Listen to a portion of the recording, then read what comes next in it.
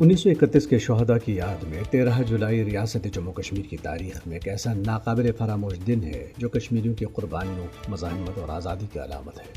کشمیری گزشتہ تقریباً 94 برسوں سے اس دن کو نہایت عقیدت اور جذبہ حریت کے ساتھ مناتے چلے آ رہے ہیں، جو اس بات کا بیان ثبوت ہے کہ وہ بدستور آزادی کے لیے تشنہ طلب ہیں اور بھارتی تسلط کے خلاف ان کی جدوجہد 1931 کے انہی شہداء کی قربانیوں کا تسلسل ہے۔ مقبوضہ و آزاد کشمیر اور پاکستان اور دنیا بھر میں مقیم کشمیریوں نے آج پھر اسی جذبے، اسی جوش اور اسی عزم کے ساتھ یہ دن منایا۔ مقبوضہ حصے میں تو بھارتی قابضین نے پہلے ہی ان پر قدغنوں کے شکنجے کس لیے تھے تاکہ وہ اس بڑے دن کے موقع پر کوئی سرگرمی نہ کر سکیں۔ تاہم آزاد کشمیر، پاکستان اور دنیا کے بڑے اور اہم شہروں میں کشمیریوں اور ان کے ہم نوا پاکستانیوں نے ریلیوں، مذاکروں، سیمینارز اور دیگر تقاریب کا اہتمام کر کے اس عہد کی تجدید کی کہ اس وقت تک حق و حریت کی شمع کو بجھنے نہیں دیا جائے گا جب تک 1931 سے لے کر آج تک اس پر قربان ہونے والوں کا مشن پورا نہیں ہو جاتا۔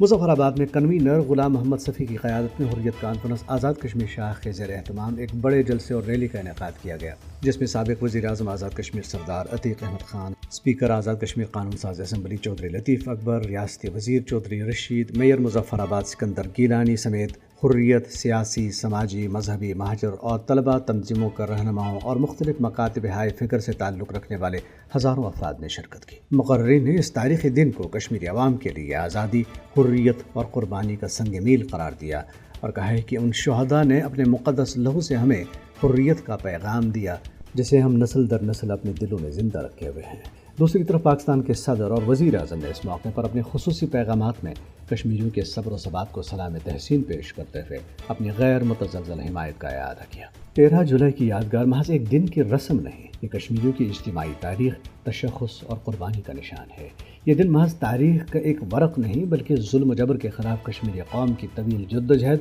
اور اس میں دی جانے والی قربانیوں کا روشن استعارہ ہے۔ یہ اعلان وفا ہے کہ کشمیری اپنے شہداء کے مشن سے پیچھے نہیں ہٹیں گے۔ آج جب دنیا بھر میں ریلیاں، سیمینارز اور کانفرنسز منعقد ہو رہی ہیں تو یہ بین الاقوامی برادری کے لیے بھی ایک پیغام ہے